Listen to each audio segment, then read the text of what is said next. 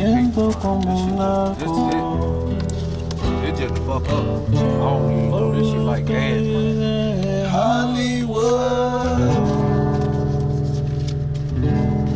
Y todos mis amigos cobran trabajo de mí.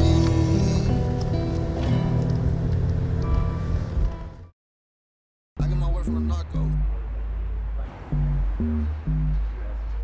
You're gonna wear like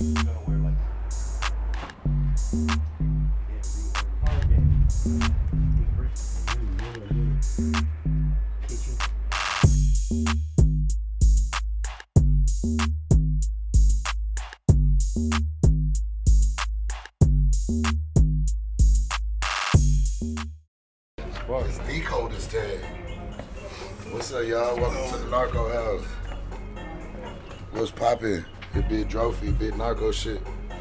Y'all come on in. Always big business, always big things going on. You know, get my work from the Narco. Got my boy Andrew Barber. What up, man? MTV Cribs, what up? Yeah, one of the motherfucking legends. Everybody know, Fake Shore Drive. Dude that really, really, really loves the culture. We got my boy Valee, the legend. We got 10K right here, the young legend. And we got Young God of McCoy and famed producers, the other legend. That's Sapphire, Houston legend from the Bahamas. He's like the shaman. He gonna always provide us with all the right spiritual drugs that we need. Like, he might make beats for like 5 days straight and then sleep for 3 hours. Or taking somebody bitch. Y'all niggas watch this nigga, that nigga will fuck y'all's bitch. We don't hang around none but legends, man, for real, for real.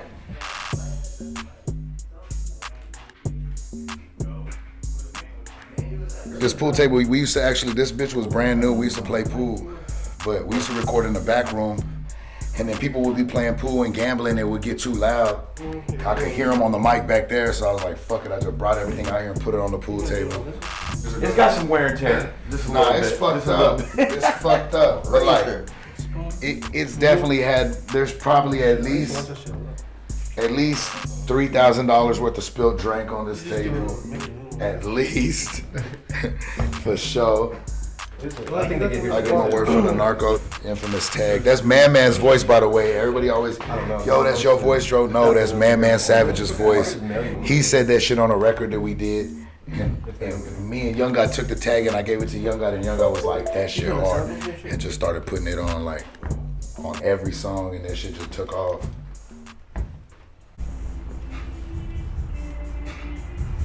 I'm Big Dro Fe, Narco Wave from South Texas. I found myself in California. I was going back and forth on some street shit, really, back and forth for a while. And started noticing like the opportunities for me in my music career out here was like jumping. It was like right around the time that like Travis and Sizzle and Sonny and all them had came out here to like work on like one of Travis's, like they started making LA look real good, so people started coming out here. I've always owned stores. Like I used to own a store in the mall. Back in the Gap, we used to sell like True Religion and all of that shit, Ed Hardy. You know what I'm saying? I owned a store outside the mall, I owned a barber shop. Like, I always been doing shit like that, and I always had like a rap group, like a house filled with rappers, but it was like, at the time it was like more on a local level type shit. Once I decided to make the move out here, it just kind of, everything just started to fall into place. I just started to kind of like guide it, you know what I'm saying? This is the infamous kitchen over here, man. This is the trap kitchen, but we had so many videos filmed here. Maxo Cream, Sensi Molly, Stunner for Vegas. Shit, everybody been in here, 10K, me. Hella people, man. I can't even think about it. The kitchen's fucked up. This is basically, we don't do no cooking in the crib at all, no cooking, because it's a crib full of dudes and dudes don't wash dishes, so it's just a new rule, no cooking in the crib. We actually just got the sink fixed. Look at this. Yeah. Niggas moving up in the world, niggas got, yeah, you know, niggas moving up in the world.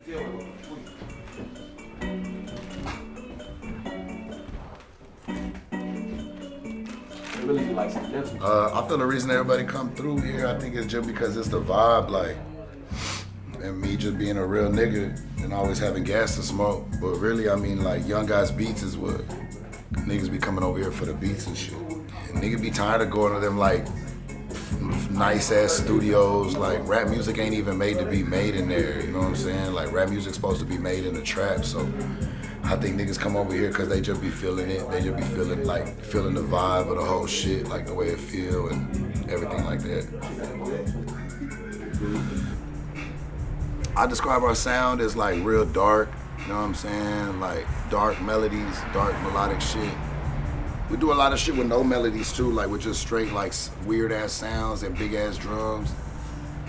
Our music's strong, you know what I'm saying? Our music's strong. It's not like, I would say the polar opposite of like a lot of what's going on right now. Like what DMX was to P. Diddy and then when he came in, you know what I'm saying? Like you had this real just fluffy rap that really meant nothing at all in life as far as like, could you learn from it? Could you grow from it? Could you gather knowledge from it? Could you learn from these people? And then you got like DMX came in, boom, and it was like dark and grimy and gritty. He brought back the streets and shit. That's kind of like what Narco Wave is. I think that's one of the reasons a lot of people are over here because they could tell. That Narco Wave sound, man. That Narco with Gun since motherfucking day one. Gun, first person to ever ask me to do a song with him. Gun, listen, this is something people don't know. Gun is the person that sent Young Guy to me. People don't know that shit, bro. Around here, bro, everything run deep, bro. We got family ties all around, bro. This shit crazy. Ain't that right, Gun? Niggas don't know you the one that sent Young Guy to me. Oh God. I found Young Guy through McCoy. For real? Oh God. And I found McCoy through Young Guy. That shit didn't work.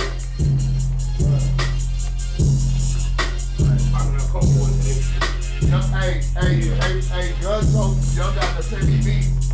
I had told Gun I ain't had no Gun. Was like, bro, we need a new song. I'm like, bro, I don't got no beats. He like, you want to see him beats? He like, no, he not. Yeah, no, he was like, yeah. He like, no beats. Let's take the glass out, let these folks know what's going on. Battle with bullshit. This is called bullshit. So we just battling with it right now. They threw away these niggas got bunk beds, bro. These niggas threw away their bunk bed stairs. They wasn't feeling it. Come on in. This is this is my studio that we building right now. It's gonna have speakers facing this way. It's basically done. You know what I'm saying? It's basically done. We got a lot going, but it's basically done. It should be done in the next couple of weeks. And then everybody who records in the house will be recording in here as well. So we'll have 2 studios. So we're gonna probably put like a mini ramp back there for Knock and his friends. Him and Tyree be over here like every day. Ain't shit back there right now besides for a bunch of bees. I got so many bees right there, bro. Like you can go over there and go see like, and they say that like when you take it out, bro, them niggas gonna give you like slabs of honey, bro. Like a whole slab. Like the bees is fire. See, they live right there inside of the wall. Man, don't get too close to them niggas for real. Bite your ass. Oh, come on, let's go. Oh, here he comes. That nigga was almost about to get your ass. The bees is dying. So like, we're not trying to kill the bees. Like they'll come move the bees and then they'll give you the honey. Bees really make honey. That shit's crazy, bro. Yeah, so cell phones are killing bees. I don't know if y'all knew that shit. I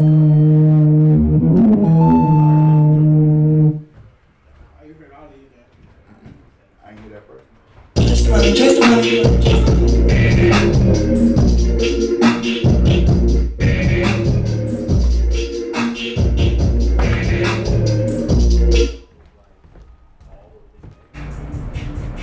When I got cancer the first time, I felt like a little lump, and I was like, I got cancer. Went to the doctor the next day, they was like, you got cancer. Boom. Go to the doctor on the next Monday, they do surgery. Boom, the doctor's like, you good, don't even trip. I was like, bet. So I went off doing what I had to do. I get a call from another doctor, the other doctor like, bro, you gotta come in. I'm like, nah, my other doctor said I'm good. He like, bro, you gotta come in. Sure enough, I go in, they run my blood, they do a CAT scan, boom, I got cancer, it's spread everywhere, I'm fucked.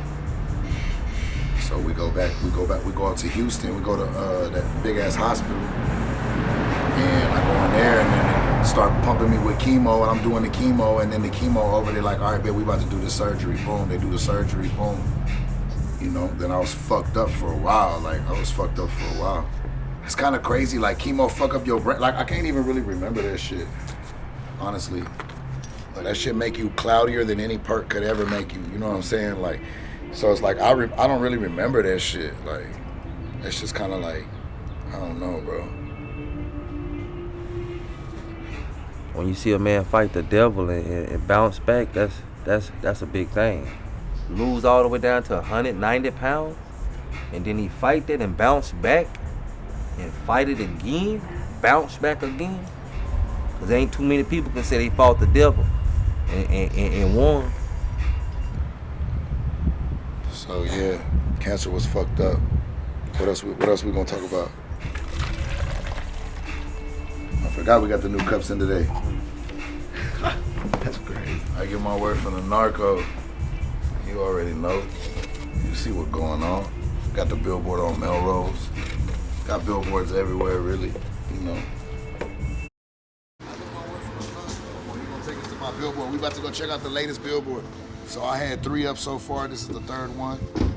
This one's for the gang. The other 2 had my face on it. But this one right here for the gang. This one just say the tag. I get my work from the Narco.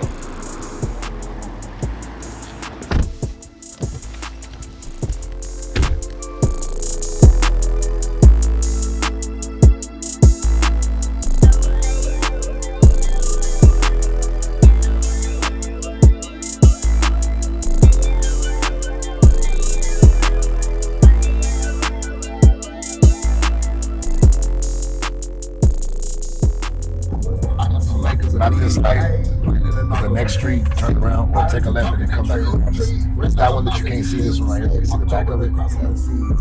Trapping that class.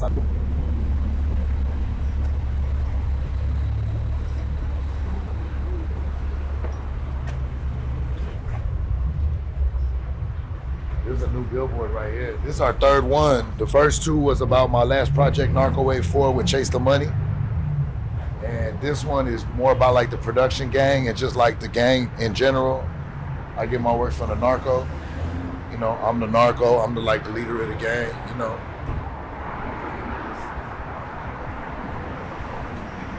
I made it look like Spotify and Apple Music put it up and shit, cause I was just tired of just seeing them do shit for other people. They ain't want to do shit for like the people who really. So I said, fuck it. I paid for my own billboards. I put them hoes up. And I made it look like Spotify and Apple put it up. So niggas really fuck with that shit. Like niggas will tell me I'm a genius marketer for some shit. That ain't really no genius marketing move. That just really just being like, nigga, fuck y'all. Back in the day, there was really no way to fake market yourself and to fake it till you make it. And nowadays, everybody can fake it till they make it. So nowadays, kids on the internet just go post, you know, niggas will trade clothes and so they can have a new fit every day and look good on the internet, but really be flat broke, really have nothing going for themselves, but the world will think they had something going for themselves. Back in the day, it wasn't like that. Like back in the day, if you ain't had shit, you just ain't had shit. When you coming up and shit, when you working and shit, like it's really about like, it's about like, you gotta like, you know, people do help you out along the way and shit. They can't do nothing for you, but they can help put you in certain positions. You still gotta do the work though. Like you still gotta be the dude. You know what I mean? Like a nigga could introduce you to somebody that don't mean shit. You still gotta be the nigga that the person that they introduce you to wanna fucking link up with, or it don't matter. You know what I'm saying? A lot of people always telling me to put them on. I always tell them like, you gotta put yourself on, and then from there, that's how it work out. You know what I'm saying? You gotta put yourself on, then we gonna hear you. Once we hear you, then we gonna be more inclined to be like, yeah, bet, come on, come fuck with us. You know what I'm saying? Like,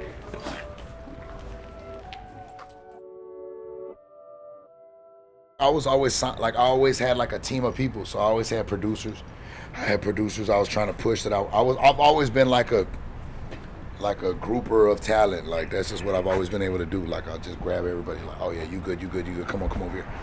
Like niggas would need keyboards, I would buy a nigga a keyboard, or I'd buy a nigga her MPC, or Fruity Loops or Reason or whatever the fucking app was at the time. I just, oh, you need that? All right, bet I'll buy it for you. Make sure niggas had it so they could produce and do things that they needed to do.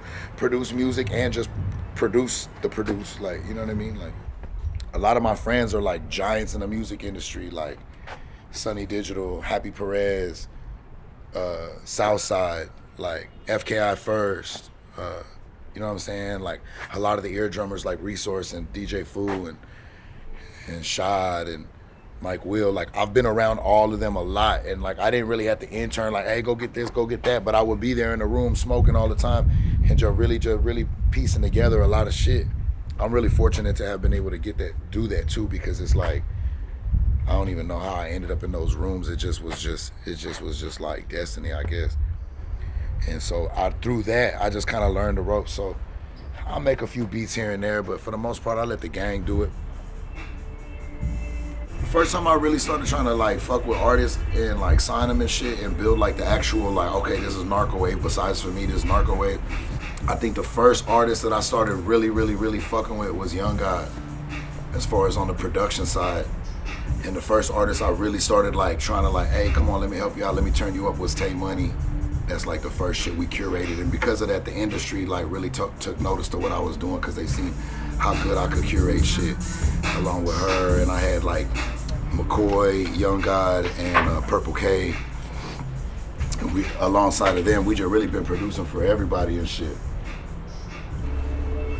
Yo, how hard is it like to run all of this shit? Like, it ain't really hard as much as it is. I mean, of course it's stressful. I mean, you gotta have money to put everything together, so I catch myself stressing a lot of the times on getting all the money to make sure everybody's good. But other than that, I wouldn't be doing this shit if I didn't want to do it, so it ain't really like a bother. It's more of a sacrifice being away from my family and my kids and the mother of my kids. That'd be the hardest part, like, you know what I'm saying? Like, that's the hardest part for sure. But my main goal is just to come in and fuck up the industry. Like, I'm not out here to fuck over artists. I'm out here to fucking help put people on, you know what I'm saying, and get a little bit from it. But for the most part, I'm here to help put people on and shit. Shit, working with Na-Kel's it's been a learning experience, bro. I love Na-Kel. He one of those dudes that comes around every once in a while that makes music completely different than everyone else. Na-Kel will put on a beat and it'll just be a whole nother like it's not even in the same like galaxy, but whenever you play it, the shit just make you go crazy. So I think like Na-Kel's definitely the truth, bro. Na-Kel's going crazy. He's gonna be way up. Way up. Right now, the stuff I'm working on is we're working on Na-Kel's second project. Let me see, Young God got a bunch of new placements coming out. Like Young God been working with a lot of people like Sensi Molly, Land Strip Chip. He been working with Shot Glizzy. He been working with Trippie Redd. McCoy's been working a lot with Maddox. We all been working with Valee. We've been working with 10K. We've really been working with a lot of other people. Like, I could go on forever, but I forget, so I try not to even mention it anymore, because I be feeling like I forget and I leave people out. So it's just like, we working with your favorite rapper for sure. We're working on my next project, which is called Big Narco Volume 2, Life of a Narco. And that project, it got 13 records. Like, I never dropped projects that big. I finished Narco Wave 4 like September 2018. And I didn't do no recording until I dropped it. So like from September to like December, I didn't record not at all. I just felt like I needed to like clear my mind. Like I was like, I just finished this project, I need to focus on some other shit. So at the time I started making a lot of beats, produced a few songs for a few people like Na-Kel and 10K or whatever. Once I dropped the album, I went out of town, and when I came back, like it took me like 2 weeks, and I basically recorded like 20 songs, and all of them was like crazy, like deep. And I was like, fuck it, this is what's coming out, this is what I feel right now. I got Valee on there. I got a fucking, what else I got on there? I got my boy Gun. I got a few other people on there. Uno, I think Uno's gonna be on there. I think I got OG Mako came out and made a special appearance for your boy.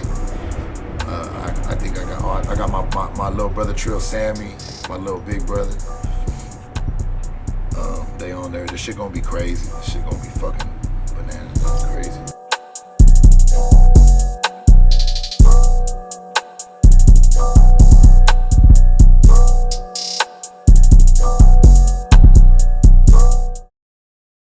If you really in the streets, like if you for real in the streets, you gonna understand my music as soon as you hear it.